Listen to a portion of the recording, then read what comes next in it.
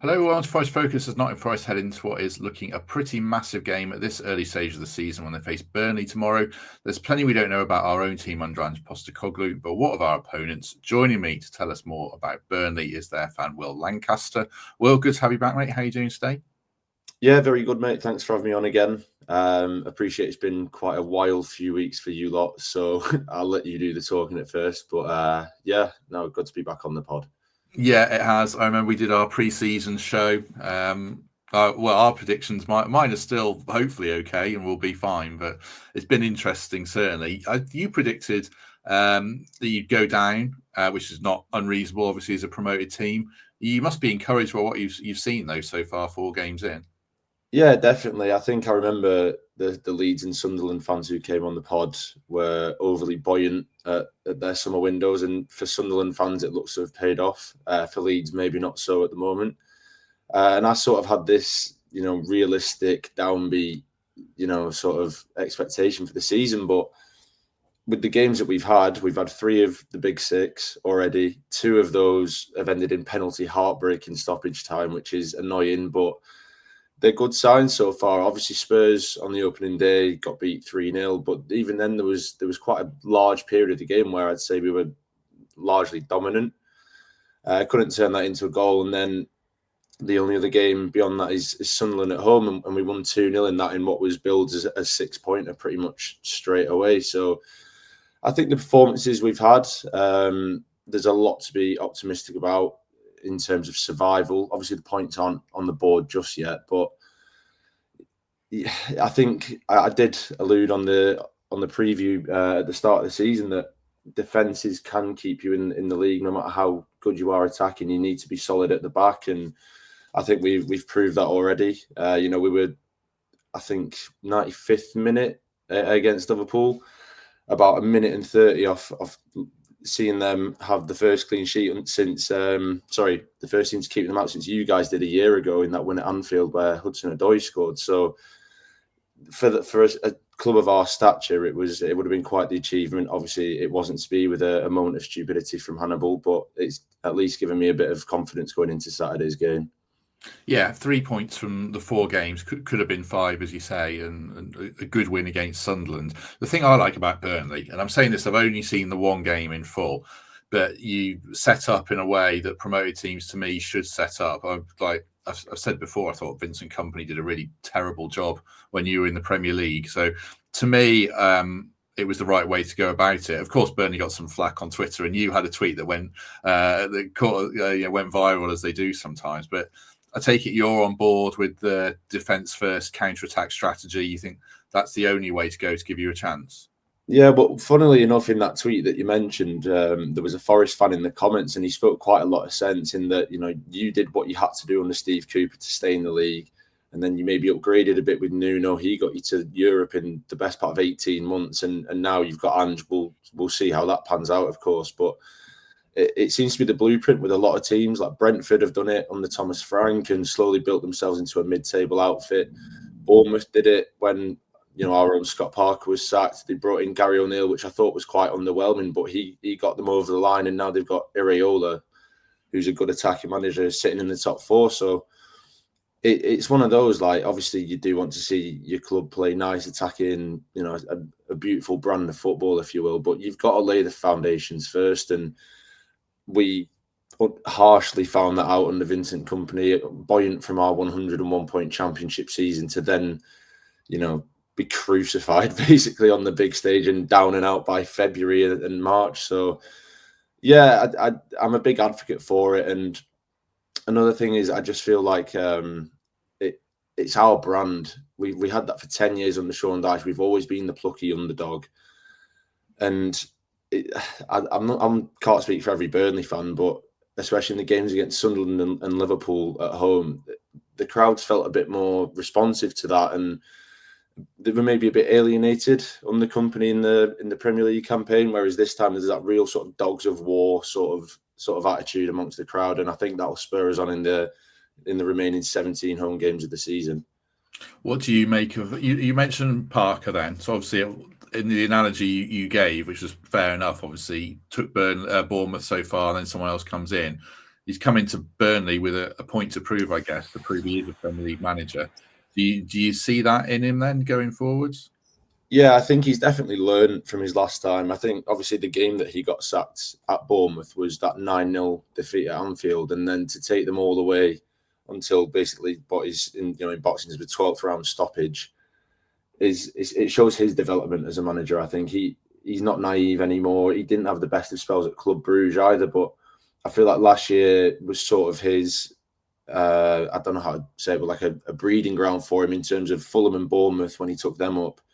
He sort of had the players to go and play that attacking style of football, whereas last year he didn't quite have that squad, so he turned to a more defensive style, and he's maybe adapted in that sense, getting us prepared for the Premier League season, as opposed to playing an attacking brand of football coming up and then being really up against it in that regard. So yeah, I'm massively impressed with what he's done so far this season. Like I say, 2 last-minute penalties against the 2 biggest clubs in the country. You can't ask for much more than that, really, at such an early stage in the season as well, where everyone had us down to break Derby's points record and stuff like that. I see signs already that we could probably at least get 25, maybe 30 points and see where we go from there under him. So after that game, I tweeted, tough game for Forest, won't be easy. Burnley looked really well set up and everything. And quite a few Forest fans replied saying, well, they're not going to set up like that against us. They won't be so defensive. I wonder if they might be. I don't know. You tell me. How do you see Burnley going about this game? It's kind of hard to predict because I've always thought that we'll face Nuno in the opening weeks of the season. We were a bit more expansive against Sunderland, definitely, in terms of just how we set up, and the wingers were allowed a bit more freedom instead of doubling up as what you would call secondary fullbacks or something like that, and maybe get a few more creative options in the centre of the park. So I think it'll be a halfway house. I think that Park will be very wary of the array of attacking talent you've got in, Gibbs, White, McAtee, Hutchinson, Hudson-Odoi. They're top Premier League players, and there's no shying away from that. But we've sort of seen already, like in last night's game against Swansea, that you do have your defensive frailties, and we've shown that we can hit teams on the counter this season. Both of our goals against Sunderland were from turning the ball over, winning it, and then launch up the pitch and scoring down that end. Against United, we were exactly the same. And although we set up and didn't have a shot on target against Liverpool, that sort of speaks for itself in that they've just broken the British transfer record twice in one summer. So I think you'll find definitely like a halfway house in that we'll be cautious, but we'll probably look to twist the knife a little bit against Forest and maybe take advantage of the frailties that Ange has shown in his opening 2 games. I thought you did have chances against Liverpool. It didn't result in shots, but there was quite a lot of moments in the first half. Like Liverpool, maybe we do this. They left, Van Dijk and Konate pretty isolated.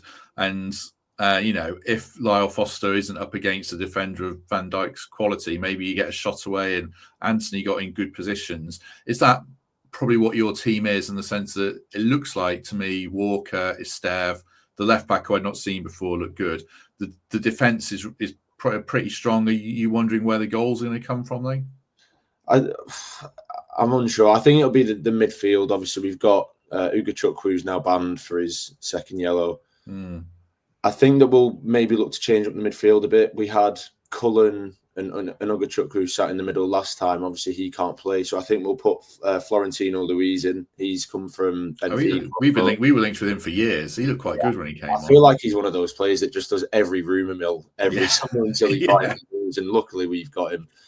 And for his mistake on Sunday, I do think it'll be Hannibal in the 10. He's one of our more creative players, even though he's not that good at creating chances, but he's a real workhorse. And I think we'll probably play maybe 5-10 yards further up the pitch against Forest than we did against Liverpool, and then look to spread it out to the wingers. I think Anthony's a given. Parker's, the teacher's pet, if you will, but he puts in performances every week. He never stops grafting. He's like one of the first on the team sheet for me. And Foster could look to take advantage of the high line that Forest will set under Ange. He kind of struggled in the Championship, and I had him down to be the top goal scorer in the league. I think he got 2 in the end. But he's better at playing. He's quite a physical, pacey player. He's better at playing on the counter. he showed his promise last time in the Premier League until he unfortunately got signed off with mental health issues midway through the season. I think he was on 5 or 6 by Christmas, which for a team down at the bottom end of the table is quite a lot. So I'm hoping maybe, he can take that extra step against Forest. He scored against United. He had a goal ruled out against Sunderland, which was very contentious, if I say so myself. So he certainly found that form again. I think he could be the real danger man. You said on the preview show about Estev being, potentially a really good Premier League defender. Has he been the pick of the bunch so far across the whole team, or would you pick out someone else? I'd probably pick Josh Cullen, just for he's really taken into that leadership role very well. Josh Brownhill's obviously left for the Saudi Pro League, and he's sort of been the man to step up into central midfield. Under Company and Parker, he's sort of been the player that keeps the ball ticking and moving. But in the games now in the Premier League, he's starting to show that a bit more of going forward and creative sort of instincts, if you will. So he's been the one stand out for me. But I think Micah Richards said earlier this week that he watched the game against Liverpool and Estev was an absolute Rolls Royce, which the whole fan base knew that anyway. But it's good to see him getting the recognition, and he'll be massive to our chances, not only on Saturday but staying in the league. Yeah, I can really see him if we do stay up, moving to a top 6 or a European club for 45-50 million pounds. He really is that good. No, he does look good. He does look good, to be fair. Just before we ask Will a few more, a word for the Trent Navigation. Coming up, this game on Saturday is one of the only ones that isn't televised for ages, but Betis is, so you can watch it live at the Big Shed. They've teamed up with Madri, as we've been saying, so you can get a free pint if you arrive between 6 and 7, hopefully. I think there's about 500 they're giving away. And it is happy hour between 6 and 8 p.m, so you can get discounted beers anyway. And you don't need to book or anything. Just head down, watch it on the big screens, outdoors or indoors, and enjoy what should be a great occasion in Spain, certainly. What did you make of Brownhill going to Saudi Arabia, out of curiosity? Were the fans annoyed considering you got promoted back to the Premier League? Do they feel like he should have stayed or not? It's such a weird one because we knew he was out of contract throughout, and obviously his time ticked on last season. You sort of thought he might not stay anymore. But I'd have thought he'd have had an offer from Ligue 1 or Serie A or La Liga or something like that, something with European ambitions, and Celtic or Rangers even, to tick that sort of box for him. But yeah, he just left it so long into the transfer window. It just became a little bit bizarre. It was, after the transfer window that he moved, and everyone was thinking, what are you doing? Like, he's now out of fitness, so he wasn't going to get into a European team. I think the Saudi League has just started on the same timeline as the European League. So, I thought maybe he had an MLS move in mind with the season starting in February and stuff like that. And I think everyone was just sort of a bit taken aback. Like, we were obviously upset that he left. There have been question marks over his adaptability to the Premier League in the past. I don't quite think he's at that level. He's sort of got that, what I call Cameron Jerome syndrome, where he's absolutely brilliant in the Championship, but he's not really cut it just yet in the Premier League. And I thought, like, teams that are in need of a midfielder, the only two that I could think of were Wolves and Leeds. And I thought, is that really like the big step? Like, he gave a statement saying, it's time for me to really challenge myself and pursue some other interests and stuff like that.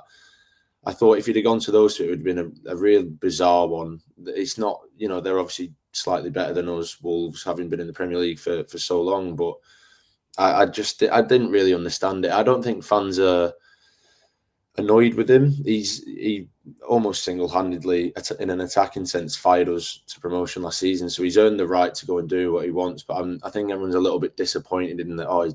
In the sort of sense of, is that all we got to offer the Saudi Pro League? So, I mean, wish him the best, and I hope he tears it up over there and obviously gets a big payday as part of it. But I just think he could have done a little bit better than that myself. Yeah, I always think when the players move to that age, Saudi when they're that age, it's obviously for the money, and it's part of me thinks fair play to him. But yeah, I thought I'd ask you about it. What about this game? This is a tough question to answer, because of us more than Burnley, I think. How do you see this game panning out then? I mean, if you'd have asked me before last night, I'd have said it was probably going to be a tough game, but I'm a big fan of Ange Postecoglou. I've written on Scottish football quite a lot in the past, so I know how his team's set up, and I feel like that style of football it works best against teams like us, who are obviously near the bottom of the league, and you can try and dwarf us in possession and shots and tire us out by moving the ball around. But I just can't help but think that you're quite a leaky side, and even towards Nuno's last game, you got beat 3-0 at home by West Ham. You then concede 3 to Arsenal, which fair enough, but you didn't really lay a glove on them, and then you go and concede 3 to a Swansea side who are mid-table championship at best. And I just think with the Liverpool result and the buoyancy that it's sort of given the fans, the impetus, I think it's sort of like a game that we really have to sink our teeth into and try to win. But obviously, Andrew's got a point to prove himself, and he didn't have the easiest of starts with it being Arsenal away. And this is sort of also his first game to be like, right, I can show people what I can do at Forest. So I just can't call it. There's so many mitigating factors and external reasons as to why a result could go one way or another. But I think my overriding feeling is that I'm quietly confident, which obviously listeners won't really want to hear from an opposing side who've just come up from the Championship. What about, obviously, you say buoyant after the Liverpool game? Do you worry about the players 2 games in a row, real kick in the teeth? Do you worry that puts doubt in their mind, or is it too early in the season? I think it's too early in the season, and I think if it came against sides who were like a Wolves in Leeds, for example, 2 sides who were battling relegation already at this early stage, if it came against them, then I think the players would be really gutted. Obviously, United are not what they used to be, and that was really tough to take, having dragged ourselves back in it twice. But I think Liverpool, you can make peace and be really buoyant and confident by the fact that we run the English champions and the favourites for the Champions League right to the last minute. They also beat Atletico Madrid in the last minute, Newcastle in the last minute, Arsenal late on, Bournemouth late on. It's not just us that have been kicked down by it, if that makes sense. I feel like the players sort of massively proved the point to themselves and almost held out the best side in the league right until the 93rd, 94th minute. I don't think yet that there's an element of that it'll gut the players. Obviously, if it was to happen again on Saturday, then you'd have to look at like mentality issues and the like. But I think, yeah, like you say, it's too early in the season to think like that, and I think that they'll be really buzzing to sort of try and prove a point in the end. Just looking at your upcoming games, you've got, after this one, you've got a Carabao Cup tie, then you've got Man City, Villa, and then I think it's Leeds and Wolves, who you mentioned. Is there any extra onus on this game to try and get a win with Villa and City coming up? I mean, Villa aren't great shakes, are they, I guess? But do you put any extra importance on this game, or do you not see it that way? I think a little bit, not like full importance in the sense that Sunderland or Leeds or Wolves at home might be. But I think it's these sorts of games that keep a team in the Premier League. You've got to make your home ground a fortress. And I think any points picked up away for a side who've just come up are sort of not bonus points because they all count, and you should put some sort of professionalism into them. But it's the ones like this, like your Forests and your Brightons, your European chasing sides, your mid-table sides, that you've just got to win them and get them vital 3 points on board. So I think, especially with the way that we've been playing and sort of the start that Ange just had, I do think maybe, it does come with a little bit extra of, right, come on, let's show the Premier League what we're really about. Get 3 points on the board. We'll have 6 from 5. Is that? Yeah, 6 from 5. Yeah, if you win, yeah. It's more than a point a game, and that's, it's beating the magic 40 at that point. And with the start that we've had, obviously in City coming up, that'll probably be a loss because we have an awful record there. I do think it comes with a bit of importance, but I'm keen to stress that even if we get a point or a loss in harsh circumstances, it's not the end of the world, and it's more about getting the performances in to then go into that easier run of games after City and Villa, and then we can push on from there. Just before we wrap things up, word for our second sponsors, Streamline Growth, run by a big Forest fan in James Bogue. If you're an entrepreneur, a small business owner, you want to take your business to the next level, get some tips on how to improve, how to expand, how to make more sales, all that kind of stuff, do scan the QR code on the screen or click the link in the description if you're on audio, and James will be in touch with you, give you some valuable advice, and you'll get a book out of it, if nothing else. So thanks to James and thanks to Streamline Growth for their support. Just lastly, I think the another interesting thing is just as the game goes on, it's going to be interesting to see how much Burnley stick or twist, how nervous Forest get as well, because like we've really last 3 games we've really struggled. Like Wednesday was a different team, like a B team, but the dynamics of probably the last 30 minutes with subs and things like that will be interesting. What kind of bench have you got, and how brave do you think Burnley will be? Well, obviously Ugachukwu out. And we've still got a few players returning from injury. So the bench has been getting stronger over the last few weeks. Like Armando Broja made his league debut. Louise made his league debut. So we're slowly getting there. But that's the one thing that worries me about Forest is that you've spent a lot in terms of getting, especially your attacking depth in Hutchinson and Doy, McAtee, Kalimawendo, all in this summer. And I think they're all top players. I think maybe that might be the struggle in that if we can't get that goal from an hour onwards, like you say, and we bring on Zian Fleming, Jacob Brun-Larsen, and then you're bringing on McAtee, Kalimawendo, all these sorts of players, that's when it might sort of tip it in Forest's favour, I think. Do you think that there's anything in terms of, obviously you've got your Real Betis match coming up, do you think that there'll be, especially from the away end, maybe some sort of impetus to be like, if we can't get it over the line at Turf Moor, then we're really going to struggle in Spain? Or, I'm keen to sort of see that from your side. I think that, if we lose the game, it's going to be an absolute meltdown because there's a chunk of our fan base that didn't want Postecoglou at all, and they're convinced it's going to fail. And the early signs, obviously, it's only 2 games, haven't been too encouraging. So.